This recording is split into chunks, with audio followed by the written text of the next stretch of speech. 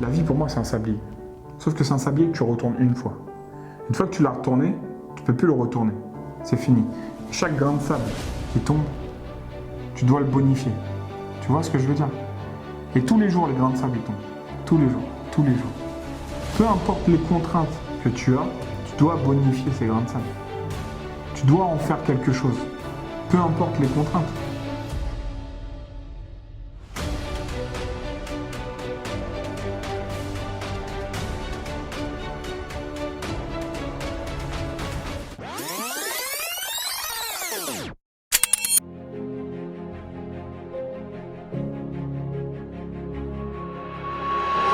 Il cherchait une course à faire et il voulait vraiment, lui, créer quelque chose. Donc il l'a fait aussi pour une association. Le projet Broken, il a commencé, il a débuté avec donc ces 200 km l'année dernière. J'ai fait à peu près 80 km en vélo et j'ai fait quand même 45 km en courant sur cette période-là d'un Broken.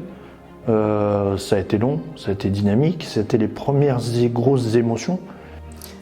Je pense avec la Broken, c'est là vraiment où on a commencé à avoir un petit groupe de personnes. Et donc du coup, c'est là vraiment où il s'est dit, bon maintenant il faut que je monte moi mon projet et donc que je fasse mon propre parcours. On ne le savait pas à l'époque, mais c'était la naissance de cet esprit Broken en fait. Je ne pensais pas créer une suite. Je ne pensais pas que ça allait être aussi fédérateur et que ça allait derrière créer autant d'enthousiasme et de volonté de revivre des choses comme ça. L'idée UTMB, la vie c'est un peu comme des cases à cocher et cette case à cocher de l'UTMB je l'avais depuis longtemps. Je sais pas pourquoi mais comme tu dis c'est une des courses les plus mythiques, c'est l'un des trails les plus durs d'Europe. Du coup sorti de la Broken 200 je savais que j'avais les jambes. J'avais pas d'enfant, j'avais du temps pour me préparer. J'ai une femme qui est très conciliante et je lui ai dit bah écoute moi je me lancerais bien dans le projet. Donc non, Emeline elle connaît ma folie puis elle savait l'importance que je tenais à faire cette boucle autour du Mont Blanc. Donc elle m'a dit au contraire c'est encore mieux de le faire comme ça. En plus tu vas le faire pour une asso. On reste des amateurs. Et j'avais jamais monté de projet aussi gros que celui-là. Ouais. Donc quand j'en parle avec Alexis, Puck, Julien, tu crées le projet puis tu dis bon ok, alors l'idée elle est là, on sait ce qu'on va faire, on n'a pas encore déterminé la date exacte, on sait ce qu'on va faire, mais maintenant il faut qu'on crée l'équipe, qu'on soit sûr des gens qu'on fait venir, mais il faut qu'on leur donne un rôle. La réunion, les carrés cubiques quoi. Et la présentation du roadbook, donc fait par Alex. Et la présentation, le déroulé de l'événement, de l'épreuve, tout ce qu'on allait devoir faire, les différents points et tout ce que nous, on était amenés à faire. Je me rappelle que 2 semaines avant le départ, j'ai contacté Flo parce que j'avais regardé un petit peu sur les réseaux sociaux, notamment sur le réseau TMD, donc sur Tour du Mont Blanc, pour savoir quel était l'état des traces autour du Mont Blanc. Mauvaise surprise, première mauvaise surprise, on apprend que jusqu'au 25 juin, toutes les traces autour du Mont Blanc sont fermées pour cause d'enneigement exceptionnel. On passe nos journées sur les 10 derniers jours à regarder les bulletins météo parce que ça fait 50 ans qu'il n'a pas neigé comme ça à Chamonix. Il a fallu adapter le matériel en fonction d'eux. Là, on partait plus avec une paire de chaussures de trail, on partait avec d'autres choses. Sur les derniers jours, Alexis et Julien, ils passent leur journée à appeler les guides de montagne, les offices de tourisme, pour savoir si les chemins sont praticables. Il y a quand même un gars sur 2 qui dit « Ouais les gars, vous êtes chauds ». J'ai eu quelqu'un de très agréable au téléphone qui m'a posé quelques questions sur notre niveau, sur nos connaissances en montagne, savoir ce qu'on était capable de faire, savoir quel était notre objectif. Et quand je lui ai annoncé qu'on voulait faire ça en moins de 45 heures, il a dit si vous le faites, je vous tirerai mon chapeau, je vous dirai un grand bravo, mais les conditions ne s'y prêtent pas.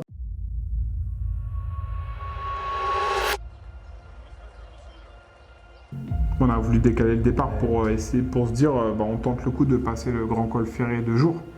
C'est pour ça aussi que j'avais fait un peu l'organisation des 2 véhicules et que je savais qu'il fallait que je me mette dans le van avec Pierre, parce que c'était nous qui allions avoir la plus grosse charge là-bas en course à pied. Enfin, là-bas, c'est ce qui était prévu.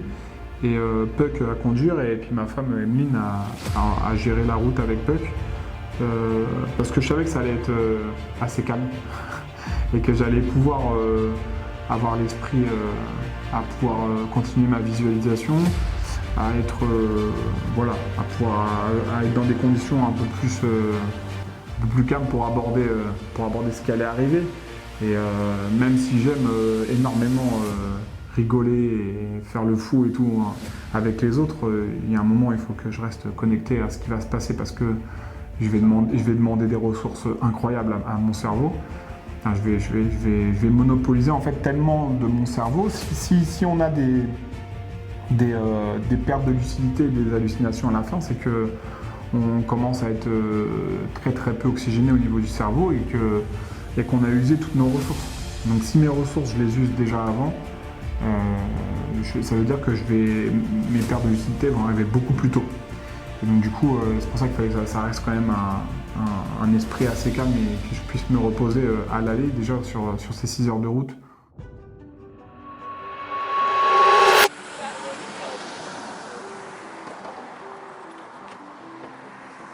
Arrivé à Chamonix, je pense que l'état d'esprit de tout le monde a changé. Tu sentais l'esprit un peu comme un esprit début de compétition. Je pense que quand on est arrivé à l'hôtel, c'est vraiment là le moment où tout le monde s'est posé et on a mis toutes les choses à plat, notamment Marion et Emeline, qui ont vraiment tout repris avec Flo et tout. Et c'est là que vraiment on procédait au dernier réglage de la course. Alors ce qui était nouveau, c'était Christophe en fait, parce que Christophe on l'avait pas vu en fait. Alors c'est sûr, je m'en étais occupée à l'hôtel, donc je l'avais quand même dans mes mains, parce que c'est bête à dire, mais nous notre communication c'est nos mains et notre ressenti. Alors avant l'hôtel, avant le départ, je le connaissais pas Christophe, hein, à part dans l'échange, mais pas musculairement et pas dans son corps. J'en ai prévu un parce que normalement j'aurais pas besoin de changer, c'est surtout les t-shirts quoi. Effectivement, tu t'arrêtes entre guillemets. Ouais, j'ai eu le temps quand même. Alors nous, à l'arrivée là-bas, on décide déjà d'aller faire un petit tour avec Hugo et Robin, d'aller voir un peu les lieux, comment ça se passe pour pouvoir se mettre dedans.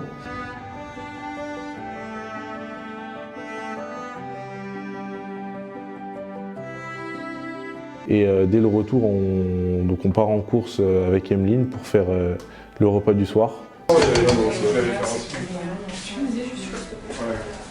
L'aspect logistique est une tendance quoi, qui n'est pas négligeable. On avait tous besoin de manger clairement, et puis 12 qui mangent, quand même ça fait un repas à faire, à gérer. Mais à quel moment on fait ça alors qu'on n'a que 3 heures sur place avant de partir? J'ai fait une sieste, le temps de préparer, j'ai préparé mes affaires, j'ai pris le temps de préparer pour savoir exactement ce que j'emmenais, ce que j'emmenais pas. Et moi je me suis reposé. Ouais, manger comme des oufs, des pâtes et du jambon là, à foison. Manger 3 gamelles de pâtes jambon. De 0 à 40, je vais pas me changer en fait. Non, voilà, ouais. Donc je pars des. Je pars comment? Je pars. Je pensais partir en cours, mais avec des bonnes manchettes. C'est La veste, si j'ai fait. C'est ce que je voulais faire à la base, mais au final, je vais mettre mon damar, manche longue, et plus une veste par-dessus.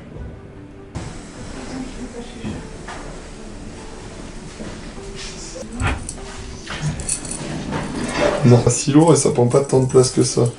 Je sais pas ce que ça vaudra sur. Je le laisse.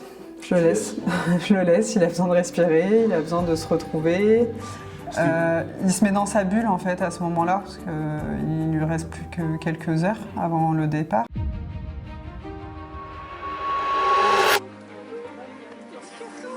Vous allez le faire les gars. Ce qui est bien avec ce tracé-là, c'est comme tu allais dire, c'est que ce tracé, le départ de l'UTMB, il est calme. C'est-à-dire que tu as 8 km à plat, tranquille. Tu as l'impression que c'est... On l'a fait, quasiment tous les gars étaient avec moi et on l'a fait vraiment comme une balade, comme si c'était la sortie du dimanche et qu'on faisait nos 8 km. C'était vraiment, pour moi, c'était même pas encore le début de la course. C'était, voilà, on est entre les potes, on va courir. Le début de la course, il était après le 8e kilomètre quand je suis parti juste avec Christophe, de nuit. Là, ça a commencé. Là, on a commencé à monter, puis ouais. Ah bah ils sont là. On vous attendait pas en bas, nous. Bravo les gars. Ça va Ceinture Hop, ouais, hein bah, on a chaud. Il fait bon Moi je crois que je vais la retirer. Ça va putain. Après, il va peut-être faire plus frais quand on va monter là. Ah mais on va monter. On est parti et puis on attaque la première ascension, on est hyper frais et puis on se dit bah là, on commence l'ascension donc on est encore dans le village donc ça monte. Oui, on avait pris 1000 mètres de dénivelé et puis c'était Saint-Gervais, voilà 23 ou 24 km, 1000 mètres de dénivelé, c'était un petit check pour voir voilà drainer un peu les muscles et puis mais on arrive à Saint-Gervais, on est frais. Franchement, on est bien. On prend un truc chaud à boire parce que on est de nuit, il fait quand même pas si chaud que ça. L'ascension du col du petit bonhomme et puis là on savait qu'on allait attaquer la phase inconnue et compliquée. Col du petit bonhomme, c'était le petit frère du grand col ferré en termes de difficulté, donc on savait que ça allait être la première difficulté mais que ça serait pas encore à la hauteur de ce qu'on allait rencontrer au col ferré. C'est dur parce que là on est dans la neige, donc on a mis les chaînes, les pointes aux pieds, on a les bâtons. On marche dans la neige à des fois s'enfoncer de 30 à 40 cm. On crée la trace. Avec le tracé, en fait, le tracé GPS sur la montre, en fait, on avait la boussole et la carte sur le GPS. Et ça permettait, comme on n'avait pas les chemins, comme on avait la neige par-dessus les chemins, de pouvoir se guider à travers. Surtout en plus la nuit, pas de chemin de nuit. Un peu en mode aventurier. Ce qui était incroyable, c'est que sur nos montres, on était pile poil sur le tracé du TMB. Il faut savoir que le tracé du TMB, c'est un chemin du début à la fin. Et que là, on crée la trace. Ça veut dire que nous, on est en train de faire l'UTMB et que le tracé du TMB, il est 2-3 mètres en dessous. Alors ouais, peut-être sur le premier col, on a eu un petit peu de mal à trouver vraiment le chemin pour se mettre en route, mais pas plus galère que ça, franchement, avec un peu les pieds qui s'enfonçaient dans la neige, tout ça. Et que là, pour nous, c'est incroyable parce qu'on voit, on est sur le col et puis il n'y a tellement pas de traces au sol que devant nous, c'est juste la montagne qui est lisse avec le ciel qui est encore un peu blanc. Donc même la montagne se fond avec le ciel. Tu prends l'ampleur du truc et là tu dis waouh, c'est le premier col. C'est le premier col. Et là, on est en train d'en chier. C'est le premier col et là, on en chie. Et là où je prends conscience que les pacers, je pense que j'en avais pas encore pris autant conscience qu'au passage du premier col. Et là, je prends conscience des pacers. L'importance, c'est que les gars, en fait, ils se sont toujours relayés pour être devant moi. C'est-à-dire que c'est toujours eux qui ont fait la trace. C'est clair. J'arrive en filmant. Fort.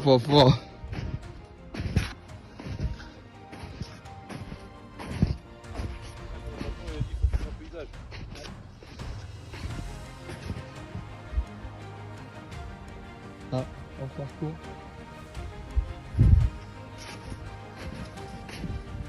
Elle est incroyable la neige là. Hein. Allez hop. C'est dans la botte.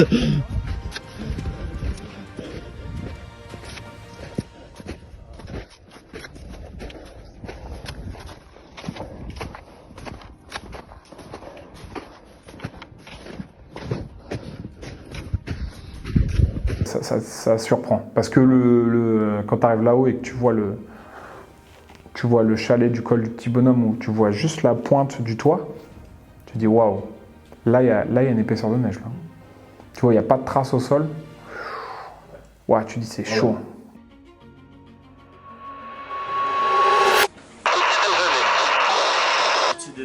C'est en place.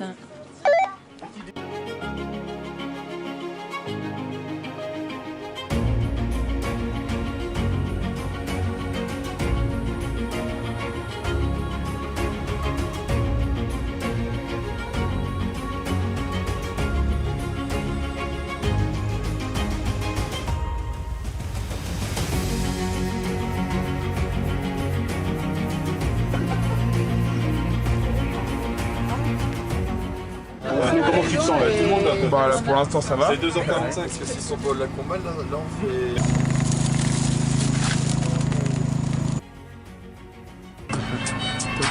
Je viens d'en mettre une là quand on était dans la neige.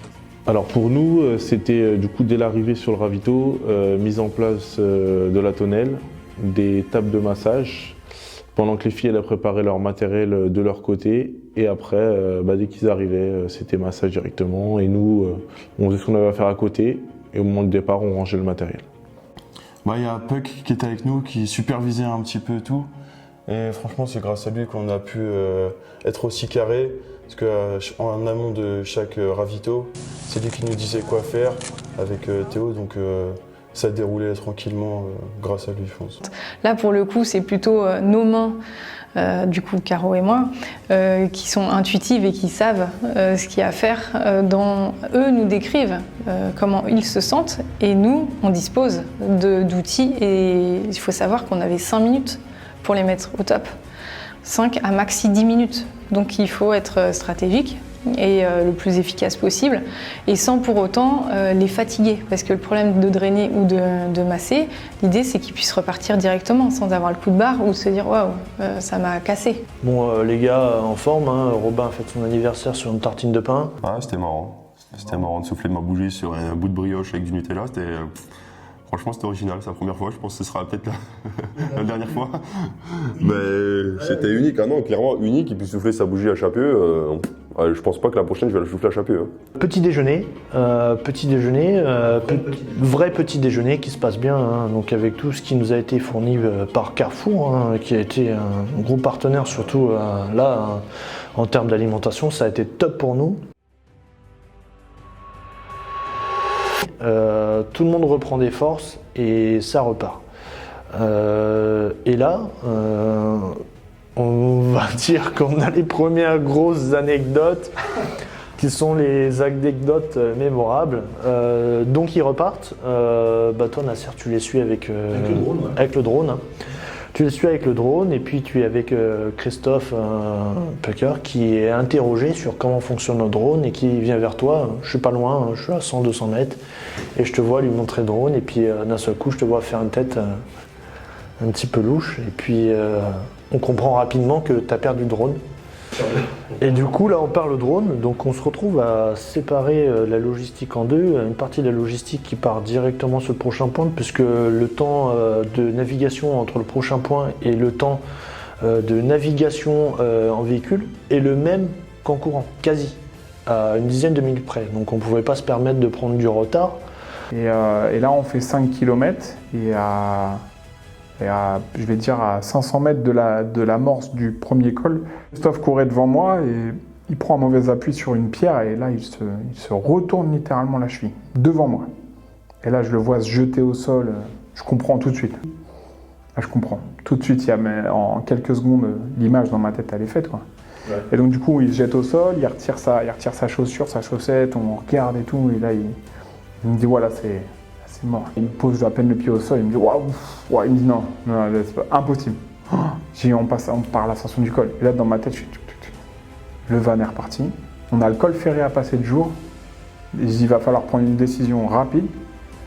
Il va falloir prendre les bonnes, qu'elles soient bonnes ou mauvaises, il va falloir prendre une décision. Quand du coup Flo nous appelle par radio pour nous dire que Christophe s'est blessé, moi clairement je dis il faut qu'il y en ait qui portent avec lui. C'était hors de question déjà qu'il reprenne le tracé tout seul. Donc je m'étais dit Juju qui était à proximité, qui fait partie des pacers officiels, je l'avais contacté par radio, je lui ai dit prends le départ. Je lui ai dit ne laisse pas tout seul, j'ai dit là il y a un double col à passer. Je lui ai dit pour moi il ne faut pas laisser tout seul, sauf que Flo, voilà, on le connaît. Hein. Donc là je vais prendre une décision personnelle qui va jouer pour la suite de l'histoire, mais je vais prendre une décision et je ne dérogerai pas à ça, c'est que je vais ramener Christophe au bord de la route. J'ai réussi à vous joindre par Talkie et donc du coup je demande à ce que vous veniez récupérer Christophe sur la route et moi je pars tout seul à l'ascension du double col. Donc c'est ce qui va se passer, vous allez récupérer. Et là, moi, je pars tout seul. Je pars tout seul dans l'ascension du double col et quand je repars dans la première montée, il se passe au moins une demi-heure, une heure où je me dis, ouais, là, tu joues avec le feu. Là, tu sais ce que tu as vécu au col du bonhomme. Tu as marché dans leurs traces. Ils ont fait les traces pour toi pendant des heures. Là, tu pars pour l'ascension d'un double col où il va falloir que tu fasses les traces toi-même, que tu te repères tout seul, et pas que tu te loupes, et que tu examines tous les risques. Et là, tu te dis, est-ce que tu n'as pas fait une connerie, tu vois? Et donc là, j'ai des émotions qui remontent et je me dis, mais c'est pas possible qu'il soit tout seul sur cette partie-là, surtout que c'était très enneigé. Nous, on arrive à un endroit avec le van où on nous dit que ça vient tout juste d'être déneigé, il y avait plus de 3 mètres de neige. Enfin voilà, c'était quand même très très impressionnant. Et de le savoir seul, à des endroits où il pouvait ne pas capter, enfin voilà, à tout moment, je me suis dit risque d'avalanche, il peut très bien lui arriver quoi que ce soit. Nous, on est quand même assez loin et le seul moyen de le retrouver, ça serait peut-être en hélico. Ouais. Et je monte, je m'arrête un moment pour faire une vidéo pour dire ah bah voilà, je suis solo au milieu de la montagne là. Bah voilà, Christophe il s'est blessé, kilomètre 60. Du coup, ils l'ont récupéré. Il est trop galère d'avoir un autre pacer là, pour ce tronçon-là. Donc, un petit tronçon en solo avec le soleil. Voilà. On fait attention, on prend notre temps. Allez, rendez-vous au kilomètre 69. Donc, je remarche un peu en flanc de montagne sur des pans de neige qui ne sont pas encore tombés, donc sur des plaques qui sont encore glissantes. Donc qui peuvent partir en avalanche. Donc je marche, mais vraiment sur la pointe, tranquille. Je fais pas un bruit, rien. Je marche tout doucement. J'avance et je vise ce que je raconte là. Je ne le raconte à personne encore. Et je passe entre les flancs de montagne. Et donc ça, c'est l'ascension du premier col. Et j'arrive entre les deux montagnes. Je galère comme pas possible. Je m'en veux. J'ai limite à un moment les larmes aux yeux. Je me dis mais t'es en train de faire un truc, mais est-ce que tu vas réussir à passer le double col seul? Te loupe pas, mec. Il faut que tu arrives de l'autre côté. Il y a ta femme et tes amis qui t'attendent. Faut que tu arrives de l'autre côté. On attend pas mal de temps.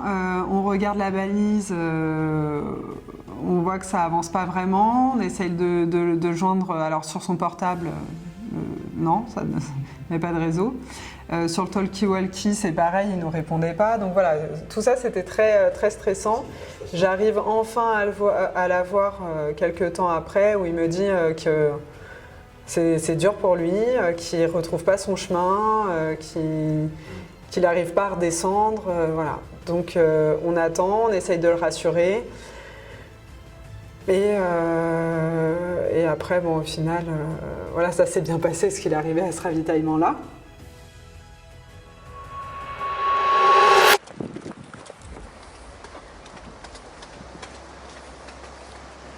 Je vais mettre ma vie direct là. L'important, je vais mettre ma direct. Il est pas il est là. C'était long la descente.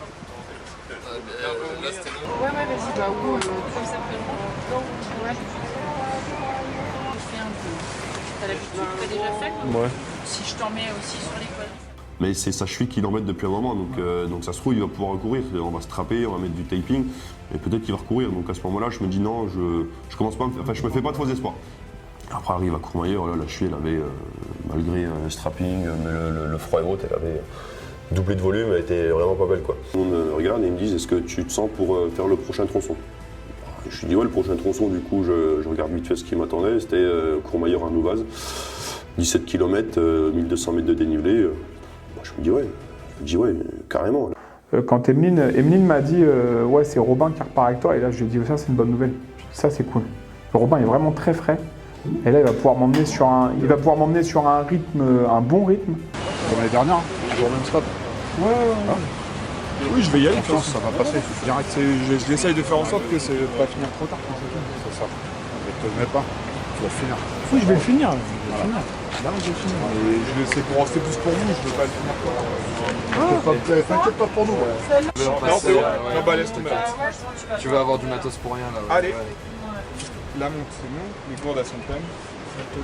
La balise GPS. Robin, t'es prêt? C'est good. Top. Allez, super. Allez, les gars. Allez, les gars. Allez, allez. Bisous. Allez, gros. Allez. On va pouvoir repartir, rejouer un peu la montre. Et donc du coup, on est reparti de Courmayeur. Avec Robin Je me rappelle très très bien repartir avec lui sur la route à une allure. Je me suis dit, mec, je nous regardais courir, j'ai l'impression qu'il ne s'est rien passé jusqu'à présent. 4 km de montée, on monte super vite, franchement. On arrive au-dessus, voilà, dans la grêle. On rage de grêle. Et puis après, on relance. On fait notre petite route, on tombe sur un chalet, je me souviens, on tombe sur des personnes, sur un refuge, mais là totalement inaccessible en voiture, hein, du coup je pense qu'il était arrivé à pied, où on demande si on peut remplir nos flasques, parce qu'on avait quand même bien consommé dans la montée, et c'était des personnes qui parlaient en anglais, et du coup on parle un petit peu avec eux, et du coup elles nous demandent ce qu'on fait là, quoi. On est en train de dire qu'on est en train de faire le tour du Mont Blanc, et que d'ici 2 heures, 3 heures, on monte le grand col ferré, quoi. Et là, ils nous ont regardé, ils ont dit vous êtes des fous malades, et clairement elle nous a dit crazy, quoi. Quand j'arrive, les deux sont chargés et je vois très bien quand je finis de me préparer et que je dis bon les gars, on y va là parce qu'on a le col à passer. C'est un bisou à Emeline et puis les gars, on se retrouve de l'autre côté. Hein. Allez, préparez bien, faites un truc chaud parce que quand on va arriver, il fera un peu froid mais on aura passé le col ferré. On arrive, on part en courant, c'est que de la terre, on est dans les forêts, c'est la plaine, c'est tranquille. On arrive au début, on rencontre un petit ruissellement d'eau, hein, d'accord, et derrière ce petit ruissellement d'eau, que de la neige.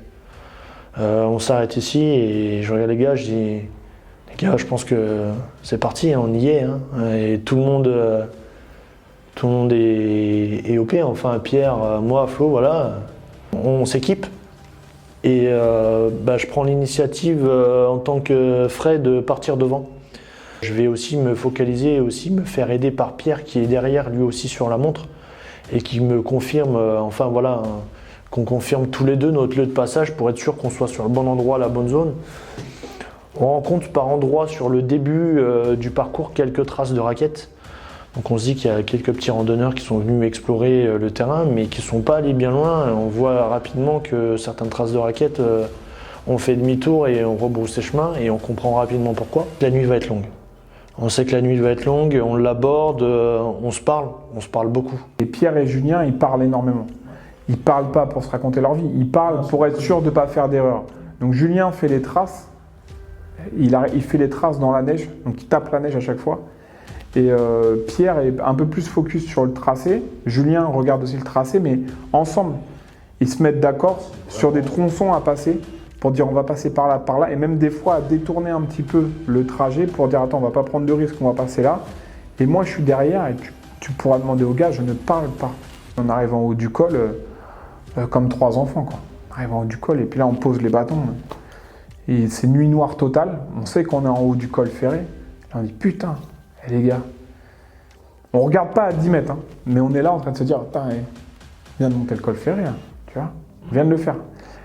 Les Petzl éclairent tout le plateau de la descente et là on s'aperçoit que la neige sur le plateau c'est de la neige bien poudreuse et de la neige qui demande qu'une chose, c'est à glisser. Pour nous, ça nous donne à nous investir encore plus et à les guider encore plus jusqu'à la fin. Donc on commence à emprunter la descente et là c'est là qu'on commençait la suite des galères. Il part en glissade et heureusement, il sauve la vie, c'est que c'est le seul endroit où il part en glissade et qu'il y avait des arbustes en dessous. Qui est rattrapé par les buissons et lui il plante le piolet pour que le piolet l'arrête. Donc là il n'y a plus un bruit, on se regarde, on dit mais mec on va jamais arriver en bas, c'est impossible. Moment de soulagement je pense pour Flo parce qu'ils m'ont quand même vu chuter et ils n'ont rien pu faire. Peut-être un peu plus galère sur le deuxième parce que la première partie de la côte était super pentue, donc on a glissé un petit peu, du mal à prendre le rythme et de nuit en plus. Donc une fois arrivé là-haut, on a passé des congères, c'était un peu en mode glissade un peu compliqué. Et pas mal de glissades sur la dernière partie. Surtout en fin de nuit, un peu fatigué, moins lucide. C'est pour ça que Julien, lui, il a cassé un bâton, Florian, il en a cassé 2, qu'on a avancé un peu à tâtons, mais... On arrive à la Foulie, on n'attendait que ça à la ville. On s'est dit là, on va prendre un truc vraiment chaud.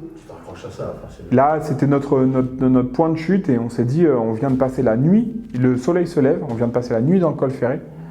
Là, la Foulie, je peux dire que le ravito, je vais lui mettre une tartine.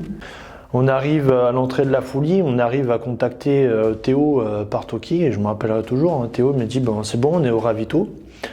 On arrive à l'entrée de la Foulie et on croit de loin apercevoir le van. C'était pas le cas, c'était des rondins de bois. On traverse le village Et puis on arrive à la moitié du village et on rebalance un deuxième message en disant bah, vous êtes où? On est à la Foulie. On continue d'avancer et là on voit qu'on arrive à la sortie, un grand parking sur notre gauche, des rondins de bois qui servent de pot de fleurs. Et là bah, on s'arrête 2 secondes et on prend la peine de passer un appel supplémentaire, mais un appel téléphonique cette fois-ci. Et là on apprend par, je crois que c'était Christophe que j'ai eu au téléphone, qui nous dit on est à Orsières, route de la Foulie, et non pas l'inverse, à la Foulie, route d'Orsières. Donc on se retrouve sans ravitaillement, et là, quand je tourne la tête à gauche, je vois le panneau d'Orsières qui indique une distance de 13 km par la route. Et il y a une incompréhension, qui est pas grave, ça fait partie de l'aventure, et j'en veux à personne. J'en veux absolument à personne. Il y a eu un loupé, c'est pas grave, ça fait partie de l'aventure. Mais là, quand on nous dit votre position, vous êtes 10 km plus loin que là où on était. 10 km. On vient de faire le col ferré. Ma montre, c'est éteint. J'ai plus de batterie. Donc, j'ai plus le tracé GPS sur ma montre. Donc, moi, j'ai plus moyen de m'orienter. Pierre et Julien, ils sont lessivés du col ferré. Il y a un tronc d'arbre sur le côté. Et là, on se pose tous les 3 sur le tronc d'arbre. On s'assoit. Le temps de réfléchir. Mais moi, ça fait 30 heures que je cours. 30-31 heures que je cours.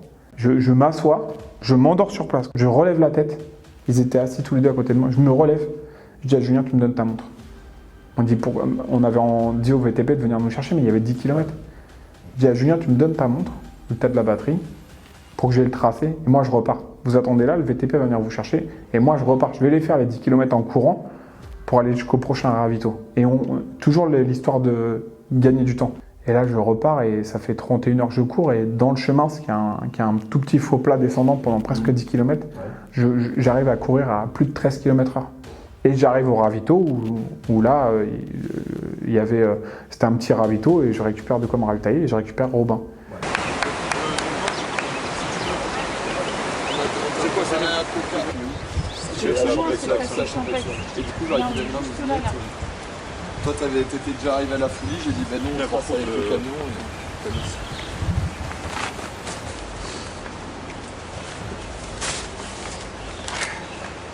Désolé, là on a chié. Non, mais c'est pas grave, non, c'est pas, je suis énervé parce que franchement, c'est énorme. C'est la nuit de l'enfer. Non, mais c'est bien. C'est fait, fou. C'est fait. Allez. On a failli passer tous les 3 quand même. Bah ouais, on a compris. Mais c'est pas le cas. Non. Non, mais ça me fait chier pour toi. T'excuses pas, hein. Ouais, mais je vais aller le finir. Hein. Ouais, je sais bien. Allez. Par où? Là. De côté derrière. Vous êtes 2, vous allez à la Champex, vous? Oui, on se retrouve là-bas.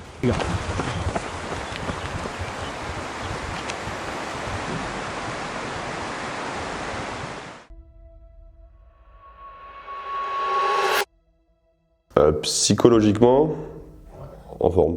Parce que pour lui, il nous l'avait dit, quand il aura passé le grand col ferré, pour lui, la course, elle sera terminée. Enfin, elle sera terminée. Il n'y aura plus rien qui pourra l'arrêter, quoi. Donc du coup, quand je le retrouve, il est fatigué, parce qu'ils ont laissé de l'énergie, et puis du coup, le manque de sommeil depuis le début de la course. Mais non, le smile et tout, on repart à une bonne allure. En plus, on repart les 2, on repart à, je me souviens, je crois, du 12-12,5 km/h. Je lui dis, mais comment tu fais pour repartir à cette allure-là, sachant que tu as déjà... il avait déjà 120 bornes dans les potes, quoi. Après, puis même repartir avec Robin qui était frais après derrière, c'était... Ouais, c'est ouf. Je savais que c'était une bouffée d'énergie. Jusqu'à Champexac, ça passe super rapidement, parce que du coup, ils me racontent leur ascension, quoi. Pas humain du tout. Là, du coup, il est content, parce franchement, il avait faim. Il n'arrêtait pas de me le dire. Et certes, on a eu le petit loupé, ça l'a pas dérangé, mais il m'a dit vivement qu'on arrive, parce que j'ai faim, quoi. Il avait envie de remanger un petit peu, quand même. Donc du coup, gros ravito, enfin le dernier gros ravito du moins. Donc du coup, on se restaure les 2, on passe les 2 sur la table de massage.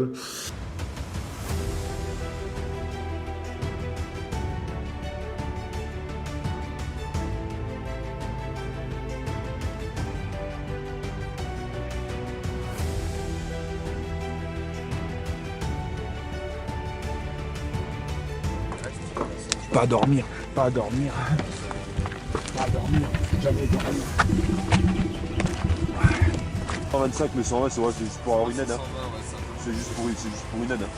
Tu veux repartir dans combien de temps? Pas trop longtemps. C'est pas trop, c'est 10 ou c'est 5? Allez, on pousse à 8. Allez, On pousse à 8. on négocie.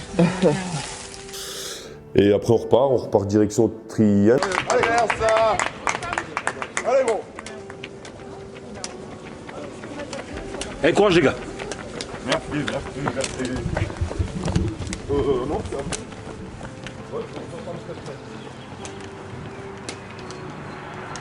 Descente, je lui disais bah reste juste devant moi parce que vu que je perds en lucidité, il faut que je puisse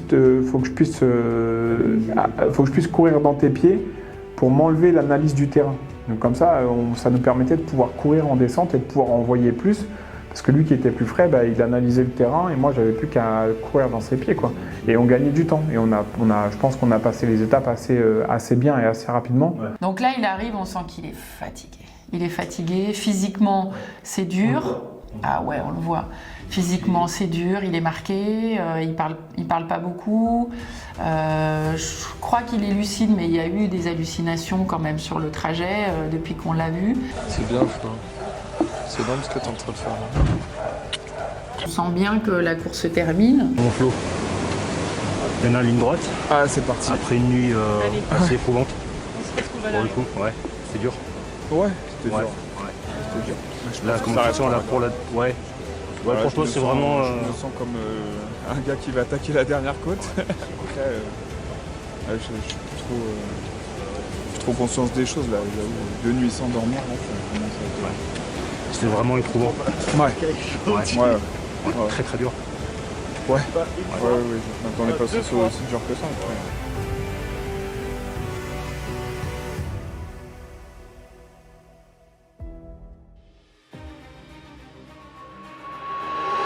On attaque ce single-là, et là il se passe quelque chose. Là il y a Puck qui m'appelle au talkie parce qu'il savait que j'avais le talkie sur moi. Et il m'appelle, il me dit Flo, je dis ouais. Il me dit ouais, j'ai une musique pour toi. Et il met la musique au talkie de la Broken 200. Et là je fais waouh. C'est là tu me prends par les tripes là. Tu me prends par les tripes là. Et puis donc du coup là je suis galvanisé de ouf. Et il reprend le talkie, il me dit ouais Flo, il me dit bah là je suis avec l'IA et on t'attend à Chamonix. Waouh. Ça fait 39 heures que je cours.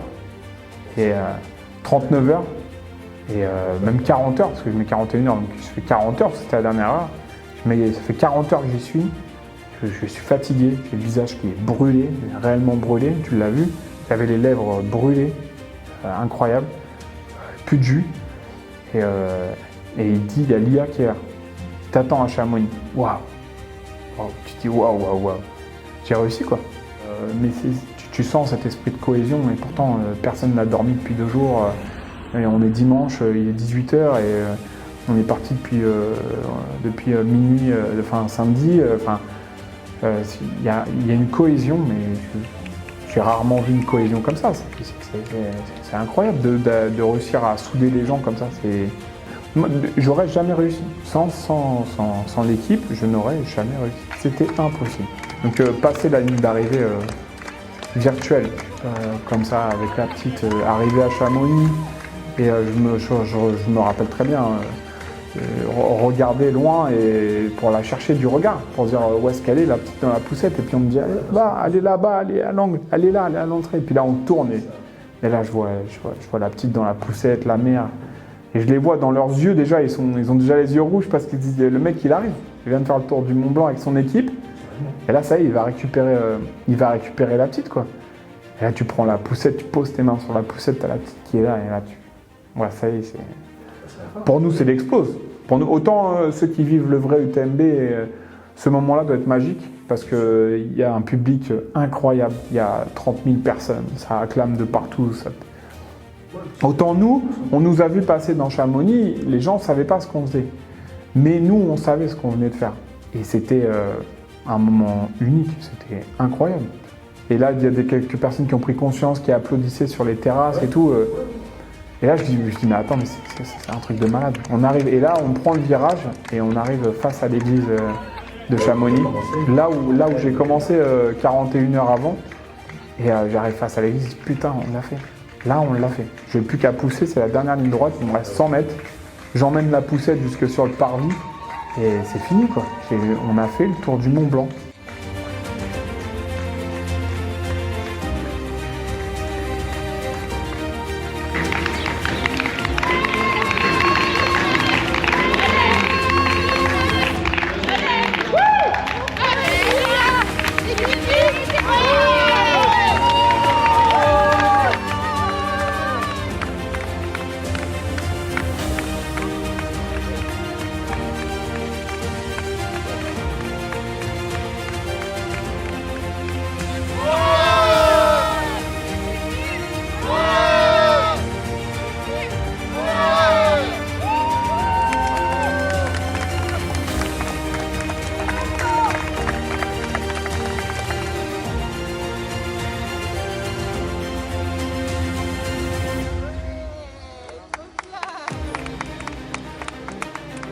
On arrive sur cette place avec un effet quand même encore... on est encore dedans, on y pense encore. Hein. C'est prenant. On arrive sur place, c'est prenant. On a des difficultés à dire ce qui s'est fait et ce qui s'est réalisé. Donc du coup, c'est vraiment compliqué. Et là, on en perd les mots. Flo s'écroule par le fait de ce qu'il vient de réaliser et par rapport à ce qu'il vient de voir. Et puis, on a tous dans ce regard, quand on se regarde tous, cette difficulté à s'exprimer sur ce qu'on peut ressentir. L'émotion est toujours pareille parce que autant c'est eux qui ont couru, autant on a fait partie de la course. Et puis ça reste magnifique à voir. Un tel effort avec toutes les péripéties qu'il y a pu y avoir, surtout les péripéties climatiques qui ont réellement rendu le truc beaucoup plus dur que la normale. On a mené aussi le projet à notre manière, à notre niveau et à notre échelle. Et que ça se termine comme ça, qu'on ait participé très peu ou beaucoup, le résultat à la fin il est magnifique, donc c'est cool. Ouais, c'est pas le sentiment du devoir accompli, mais je savais qu'il fallait le faire avec lui pour la sécurité, mais si quand même un peu, ouais. C'est un sentiment de plénitude, parce qu'on se dit on l'a fait, on s'était dit quelques semaines avant, les conditions allaient être compliquées, ça allait être dur. Sentiment du devoir accompli. C'est un beau moment. Le fait qu'il arrive avec la petite dans Chamonix, c'est beau. C'est 41 heures de fin d'épreuve pour lui, mais pour nous aussi. Donc un soulagement et vraiment un sentiment de réussite pour le week-end. Ah, je me suis effondré direct. Je vois Flo qui se met à genoux, qui commence à pleurer. Et là, moi, je sens les larmes qui me montent. Et je me tourne à droite, je me tourne à gauche. Et je vois qu'il n'y a personne qui pleure encore. Et je dis, je peux pas pleurer maintenant. Je dis, c'est pas possible. Et là, en fait, incontrôlable. Et là, je commence à pleurer, mais à pleurer comme. Mais vraiment à pleurer. C'était pas juste des larmes qui coulaient, je pleurais. Chacun, je l'ai pris dans mes bras et chacun a eu le même mot et chacun m'a dit merci. Ouais. Merci, mais d'une sincérité fracassante. En fait, pas merci, juste ouais, merci, c'était cool. C'est pas un merci. Non, j'ai senti dans les mêmes. Quand Robin, on venait de vivre un truc exceptionnel avec Robin aussi, et quand je vois Robin qui me serre dans ses bras et qui me dit merci, tu sens le merci. Tu sens. Merci mec, tu viens d'écrire une page de mon histoire, tu vois. Et là, c'est incroyable. Ça, c'est incroyable ce passage, c'est quand je vais pour dire merci au père de Lia. J'arrive devant lui, je viens de faire 41 heures de course, je suis sec, tu vois.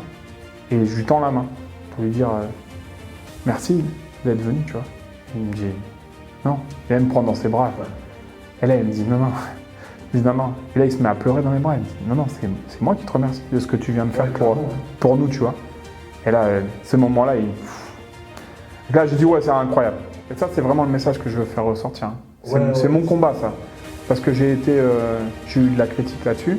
À me dire que je me rappelle de quelqu'un qui m'a dit mais est-ce que tu fais pas tout ça pour ton ego et puis pour te mettre en avant. Quelqu'un qui était honnête, hein, et j'ai rien du tout contre ça. Et j'ai dit non, j'ai fait de la compétition à haut niveau, j'ai voulu aller monter sur les podiums, j'ai eu des moments de ma vie où j'ai voulu me mettre en avant.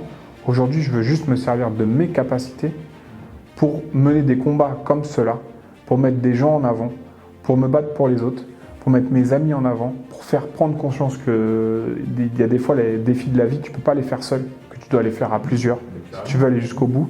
Et c'est ça mon combat, c'est de dire aujourd'hui, je ne pense plus qu'à ma gueule.